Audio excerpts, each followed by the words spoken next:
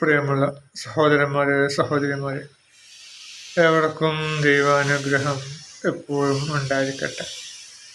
ബിസ്മില്ലാഹിർ റഹ്മാനിർ റഹീം. വമിൻഹുമുൽ ലദീന യൂദൂന നബിയ്യ വയഖൂലൂന. നബിയെ ദ്രോഹിക്കുകയും അദ്ദേഹം എല്ലാം ചെവികൊള്ളുന്ന ആളാണെന്ന് പറയുകയും ചെയ്യുന്ന ചിലരുടെ കൂട്ടത്തിലുണ്ട്.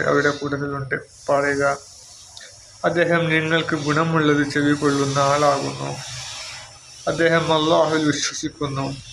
യഥാർത്ഥ വിശ്വാസികളെയും അദ്ദേഹം വിശ്വസിക്കുന്നു. നിങ്ങൾ ഇന്ന് വിശ്വസിച്ചവർക്ക് ഒരു അനുഗ്രഹമാണ് അദ്ദേഹം. അള്ളാഹുവിൻ്റെ ദൂതനെ ദ്രോഹിക്കുവാൻ എന്നവരാരോ അവർക്കാണ് വേദനയുടെ ശിക്ഷയുള്ളത്. അപ്പോൾ പിന്നെ പ്രവാചകന്റെ സ്വഭാവം എല്ലാം ചെവി കൊള്ളുന്ന ആരെന്തു പറഞ്ഞാലും അദ്ദേഹം കേൾക്കും. നമ്മൾ ഏറ്റവും നല്ല കേൾവിക്കാരനാവുക എന്നാണ് ഇപ്പോഴത്തെ മോട്ടിവേഷൻ സ്പീച്ചുകളുടെ കാതൽ. അല്ലെങ്കിൽ പല ആത്മീയ പ്രഭാഷണങ്ങളിലൊക്കെ പറയുന്നത് കേൾക്കാം. നമ്മൾ ഏറ്റവും നല്ല കേൾവിക്കാരനാവുക. നമ്മൾ പൊതുവെ നമ്മുടെ സമൂഹത്തിൽ മഹാഭൂരിപക്ഷവും ഇപ്പോൾ കേൾക്കാൻ ക്ഷമയില്ല. ഫോണിൽ സംസാരിക്കാവട്ടെ, അവർ പറയുന്ന ഇങ്ങോട്ട് നമ്മളെന്തെങ്കിലും പറയുമ്പോൾ അവരിടയ്ക്ക് കയറി പറയൽ, വാക്ക് മാറ്റി തിരക്കാണെന്ന് പറയും. അവർ പറയുന്ന പൂർണ്ണമായിട്ട് നമ്മൾ കേൾക്കാം, റേഡിയോ പോലെ. നമ്മളെന്തെങ്കിലും പറയുമ്പോഴോ അപ്പോൾ അവർ ഇടയ്ക്ക് കയറി പറയും, അല്ലെങ്കിൽ ഞങ്ങൾ തിരക്കാണ് എന്ന് പറയും, വാക്ക് മാറ്റേണ്ടത് ചെയ്യും.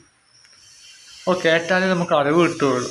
നമ്മുടെ മൊബൈൽ ഫോണ് ചാർജ് ആക്കിയാലേ നമുക്ക് ഉപയോഗിക്കാൻ പറ്റുള്ളൂ. ചാർജ് ഇല്ലെങ്കിൽ ഉപയോഗിക്കാൻ കഴിയില്ല. അതുപോലെ നമുക്കുള്ള കിട്ടുന്ന അറിവുകളാണ് നമ്മളുടെ വാക്കിലൂടെ വരുന്നത്. അല്ലേ, മൊബൈൽ ഫോണിൽ ബാറ്ററിയിൽ വരുന്ന ചാർജ് എന്തായിട്ടൊക്കെ പുറത്തേക്ക് വരും, ശബ്ദമായിട്ടും വെളിച്ചമായിട്ടും പുറത്തേക്ക് വരും. രണ്ട് രൂപത്തിലാണുള്ള അതിൻ്റെ ഊർജം പുറത്തേക്ക് വന്നിരിക്കുന്നത്. വെളിച്ചമായിട്ട് ഡിസ്പ്ലേ ചിത്രങ്ങൾ കാണും, പിന്നെ ശബ്ദമായിട്ടും വരും. അല്ലേ, രണ്ട് രൂപത്തിലാണ്. ഇപ്പോൾ ഫാന് വീട്ടിലാണെങ്കിൽ പല രൂപത്തിലും ഊർജങ്ങൾ വരുന്നുണ്ട്. ഫാനിൻ്റെ രൂപത്തിൽ കാറ്റായിട്ട് വരുന്നുണ്ട്, യന്ത്രത്തിൻ്റെ രൂപത്തിലായിട്ട് വരുന്നുണ്ട്, അങ്ങനെ പല രൂപത്തിലും ഊർജങ്ങൾ വരുന്നുണ്ട്. പക്ഷെ ഫോണിൽ ആ പല രണ്ട് രൂപത്തിലാണ് വരുന്നത്. വെളിച്ചമായിട്ടും വരുന്നുണ്ട്, ശബ്ദമായിട്ടും വരുന്നുണ്ട്. അവൻ പറഞ്ഞു തരുന്നത് നമുക്ക് കിട്ടുന്ന അറിവുകളാണ് നമ്മുടെ നാവ്, നമ്മുടെ വാക്കുകളെ നിയന്ത്രിക്കുന്നത്. അപ്പോൾ ഈ ഉള്ളവൻ്റെ പ്രഭാഷണം നിങ്ങൾക്ക് ഇഷ്ടപ്പെടുന്നുണ്ടെങ്കിൽ ഞാൻ വളരെ നല്ലൊരു കേൾവിക്കാരനാണ്. മനസ്സിലായി, പൊതുവേ ഞാൻ കേൾവിക്കാരനുമാണ്. എൻ്റെ ശരീരപ്രകൃതവും എനിക്ക് കേൾവിക്കാരന് പറ്റുന്ന രൂപത്തിലാണ്. കാരണം വെച്ചാൽ എനിക്ക് വാക്ചാതുര്യം കുറവാണ്. എൻ്റെ സംസാരം നിങ്ങൾക്കറിയാമല്ലോ, ഒരു ചൂടുള്ള ഉരുളക്കിഴങ്ങ് വായിലിട്ട മാതിരിയുള്ള സംസാരം, കൊഞ്ഞി രൂപം. അതുകൊണ്ട് തന്നെ എനിക്ക് സ്കൂളിൽ പഠിക്കുന്ന കാലത്തെ എനിക്ക് അധികം സംസാരിക്കാൻ കഴിയില്ലായിരുന്നു. സംസാരിച്ചാൽ വ്യക്തമാവില്ല. അപ്പോൾ അതുകൊണ്ട് ഞാൻ എപ്പോഴും കേൾവിക്കാരനായി നിൽക്കുകയാണ് ചെയ്യും. എപ്പോഴും ആരെന്ത് പറഞ്ഞാലും കേൾക്കും. അതുകൊണ്ട് നമുക്ക് കൂടുതൽ അറിവ് കിട്ടും. മനസ്സിലായി, നമുക്ക് കേൾക്കുന്നതിനനുസരിച്ച് നമുക്ക് അറിവ് കിട്ടും. അത് എത്ര താഴ്ന്നവനായിക്കോട്ടെ വലിയവനായിക്കോട്ടെ അവരുടെ കയ്യിലൊക്കെ അറിവുണ്ടാവും. മനസ്സിലെ, ഒരു ആദിവാസിയുടെ കൂടെ നമ്മൾ സംസാരിക്കാനിടയായി. അപ്പം അദ്ദേഹത്തിന് ഒരുപാട് അറിയാനുണ്ടാവും. നമുക്ക് നഗരവാസിയിൽ ലഭിക്കുന്ന അറിവിനേക്കാൾ കൂടുതൽ പല കാര്യങ്ങളും, പല വൃക്ഷങ്ങളെ പറ്റിയും പല വൃക്ഷത്തിൻ്റെ വേരുകളെ പറ്റിയും ആയുർവേദ മരുന്നുകളെ പറ്റിയും കാറ്റിൻ്റെ പ്രകൃതിയെ പറ്റിയും ഒക്കെ ഒരുപാട് വാചാലന. അപ്പോൾ അതൊക്കെ നമ്മൾ കേൾക്കണം. കേട്ടാൽ നമുക്ക് അറിവ് കിട്ടുള്ളൂ. അതുപോലെ നഗരത്തിലെ പല കാര്യങ്ങളും അറിയണമെങ്കിൽ നഗരവാസികളുടെ വാക്കുകൾ കേൾക്കണം. ചില ഗുണ്ടകളുടെ വാക്കുകൾ, ഗുണ്ടകൾക്ക് പല അനുഭവങ്ങളും ഉണ്ടാവും, സംഭവങ്ങളും അറിവുകളും ഒക്കെ ഉണ്ടാവും. പണ്ട് ഒരു സിനിമ, ഞാൻ ചെറുപ്പത്തിൽ ഞങ്ങൾ സിനിമയ്ക്ക് പോകാറുണ്ടല്ലോ, നമ്മുടെ ഫാമിലി അടക്കം സിനിമയ്ക്ക് പോകാറുണ്ട്. അപ്പോൾ ഞാനൊരു മറ്റൊരു സുന്നി സുഹൃത്തിനോട് പറഞ്ഞപ്പോൾ അദ്ദേഹം പറഞ്ഞു സിനിമ കാണുന്നത് ഹറാമാണ് എന്ന് പറഞ്ഞപ്പോൾ അദ്ദേഹം പറഞ്ഞു സിനിമ നമ്മൾ കാണരുത്. അപ്പം ഞാൻ പറഞ്ഞു കുറേ അറിവ് കിട്ടുന്ന, സിനിമയിൽ നിന്ന് കിട്ടുന്ന അറിവൊക്കെ പിശാചിൻ്റെ അറിവാണ്, അത് സ്വീകരിക്കരുത് എന്ന് പറഞ്ഞു. അപ്പോൾ അതുപോലെ തന്നെ അദ്ദേഹത്തെ അറിവില്ലായ്മ കൊണ്ട് പറഞ്ഞതായിരിക്കും. പക്ഷെ നമ്മൾ നല്ല സിനിമകൾ കാണാം. പറഞ്ഞു വരുന്നത് നമ്മൾ ഈ ആരിൽ നിന്നും അറിവ് നമ്മൾ സ്വീകരിക്കണം. പണ്ടൊരു ചോളനായിക വിഭാഗത്തിൽപ്പെട്ട ഹൈജൻസിനെ അല്ലെങ്കിൽ പിന്നെ ചെറുമനെ അല്ലേ, അല്ല താഴ്ന്ന ജാതിയിൽപ്പെട്ട ചെറുമനെ കണ്ടപ്പോൾ ഒരു വലിയൊരു മൗലവി എഴുന്നേറ്റ് നിന്നു. വലിയൊരു പണ്ഡിതൻ, മഹാപണ്ഡിതൻ എഴുന്നേറ്റ് നിന്നു. പലത്തിനും സഹായം ചോദിച്ചു. എല്ലാം നിങ്ങൾ ഇയാളെ കണ്ടപ്പോൾ എഴുന്നേറ്റ് നിന്ന് എന്തിനാന്ന് വെച്ചു. അപ്പോൾ അദ്ദേഹം എൻ്റെ ഗുരുവാണ്. ഞാൻ നായയെപ്പറ്റി ഒരു നായയെപ്പറ്റി ഒരു പുസ്തകം എഴുതാൻ തീരുമാനിച്ചപ്പോൾ നായക്ക് എപ്പോഴാണ് പ്രായപൂർത്തിയാവുന്നത് എന്നൊരു സംശയം എനിക്ക് വന്നു. അങ്ങനെ ആ സംശയം എനിക്ക് തീർത്തുന്നത് ഈ പുല വിഭാഗത്തിൽപ്പെട്ട ഈ വ്യക്തിയാണ്. അദ്ദേഹം പറഞ്ഞു, നായ കാല് പൊന്നിച്ച് മൂത്രമൊഴിക്കുന്നതാണ് നായയുടെ പ്രായപൂർത്തി. അപ്പോൾ അത് ഒരു അറിവാണ്. അപ്പോൾ പറഞ്ഞു വരുന്നത്, ഏത് താഴ്ന്ന വ്യക്തികൾക്കും ഒരുപാട് അറിവുകളുണ്ടാവും. ഒരു ഡ്രൈവർ ആവട്ടെ, ഒരു സെക്യൂരിറ്റി പണിക്കാരനാവട്ടെ, ഒരു കൊല്ലപ്പണിക്കാരൻ, അവരൊക്കെ കയ്യിൽ അറിവുണ്ടാവും. അപ്പോൾ അവർക്കൊക്കെ നമ്മൾ കാത് വെച്ച് കൊടുക്കുക. അപ്പോൾ അതിനൊക്കെ ഒരുപാട് അറിവുകൾ കിട്ടും. ഞാനൊക്കെ എവിടെ പോയാലും ആരെന്ത് പറഞ്ഞാലും കേൾക്കും.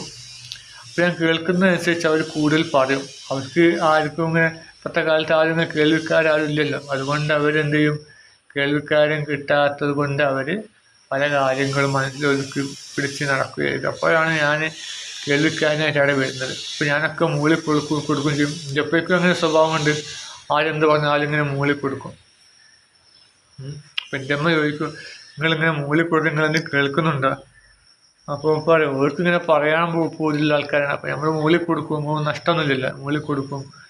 ഒരു പറഞ്ഞ് കേട്ടുന്നതിൻ്റെ അളവ് തെറ്റും. അപ്പം ഇങ്ങനെ കട്ട് ചെയ്തോട് കൊടുക്കും. ടൈലറിങ്ങിന് തുണികൾ കട്ട് ചെയ്ത് കൊടുക്കുമ്പോൾ ഇങ്ങനെ മൂളി കൊടുക്കും, വെറുതെ ചിരിക്കുകയൊക്കെ ചെയ്യാൻ തന്നെ അത് ശരി എന്നൊക്കെ ഒന്ന് ചിരിക്കുകയും ചെയ്യും. അപ്പോൾ സംഭവം അതാണ്. അവർക്ക് അവരെ സൂചിപ്പിക്കാൻ വേണ്ടി അപ്പം എന്താ കേൾവിക്കാരനായിട്ട് നിന്നുണ്ട്. പക്ഷെ ഞാനങ്ങനെയല്ല. ഞാൻ അവർ പറഞ്ഞ് ശരിക്കും കേൾക്കുകയൊക്കെ ചെയ്യാറ്. ഇപ്പോഴും ഞാൻ പല ഫ്ലാറ്റ് എർത്ത് എന്ന് പറയുമ്പോൾ പല ആൾക്കാരും തെറി വിളിക്കാറൊക്കെ ഉണ്ട് എന്നെ. ഞാനെന്ത് ചെയ്യും, ആ തെറി വിളി പൂർണ്ണമായിട്ടും കേൾക്കും. എന്നിട്ട് അവർ നിർത്തുമ്പോൾ മാത്രമേ തിരിച്ച് അങ്ങോട്ടും തെറി വിളിക്കും.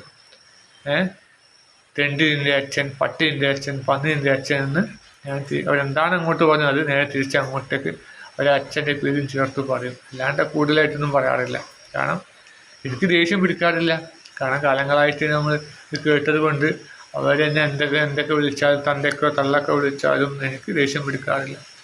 പണ്ടൊക്കെ പ്രവാചകനെ കുറ്റം പറയുമ്പോൾ എനിക്ക് വല്ലാതെ ഞാൻ ദേഷ്യം പിടിക്കാറുണ്ട്. അപ്പോൾ അതൊക്കെ മാറി. കാരണം കുറേ കേട്ടതുകൊണ്ട് പിന്നെ മനസ്സിലായിപ്പോയി.